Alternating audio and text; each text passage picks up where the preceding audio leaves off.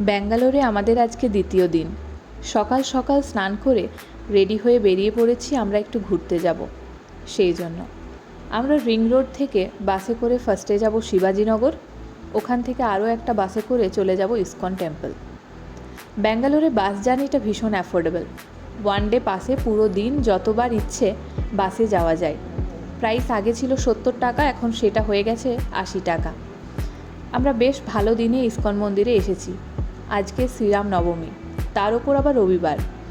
দেশ বিদেশের বহু মানুষ আজকে এসেছিলেন এখানে ভগবানকে দর্শন করার জন্য।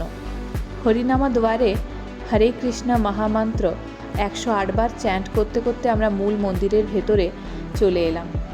ভেতরটা ভীষণ সুন্দর করে সাজানো, চারিপাশটা, সাথে ভগবানকেও অপূর্ব সুন্দর সিঙ্গারে সাজানো হয়েছিল। ওখান থেকে আমরা চলে এলাম নিচে, যেখানে গীতা, ভগবানের নানা রকম জিনিসপত্র, মূর্তি, প্রসাদ এইসব পাওয়া যাচ্ছিল। সেখানে হঠাৎ চোখে পড়ল এটা একেবারে বাস্তবিক ছবি তুলে ধরা হয়েছে। চেঞ্জিং বডিজ, আমাদের শরীরটা ডে বাই ডে কীভাবে পরিবর্তন হয়ে শেষ কোথায় হবে সেটা দেখানো হয়েছে এখানে। এই সুন্দর রাধাকৃষ্ণ ফটোটা আমি নিয়েছি বাড়ি নিয়ে যাব, তাই জন্য যেখানে ঘুরতে যাই না কেন আমি চেষ্টা করি সেখান থেকে কিছু একটা হলেও সেখানকার স্মৃতি নিয়ে যাওয়ার। এখানে বিভিন্ন রকমের নিরামিষ রান্না, নানা ধরনের প্রচুর খাবার পাওয়া যাচ্ছিল। আমরা এখান থেকে 1 প্লেট চিলি ভাজি নিয়ে নিলাম। 1 প্লেটে 4টে ছিল, 40 টাকা দাম। তারপর আমরা চলে এলাম যেখানে প্রসাদ খাওয়ানো হচ্ছে সেই জায়গাটায়।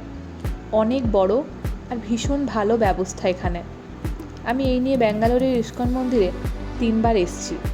এখানে একবার যারা আসবে তাদের ইচ্ছে করবে বারবার এখানে আসার জন্য। তোমরা যদি ব্যাঙ্গালোরে আসো একটিবার এখান থেকে ঘুরে যেও। আমাদের তো আজকের দিনটা ভীষণ সুন্দর কেটেছে। আজকের ভিডিওটা এই পর্যন্তই। দেখা হবে তোমাদের সাথে নেক্সট ভিডিওতে। টাটা সকলকে, ভালো থেকো, সুস্থ থেকো।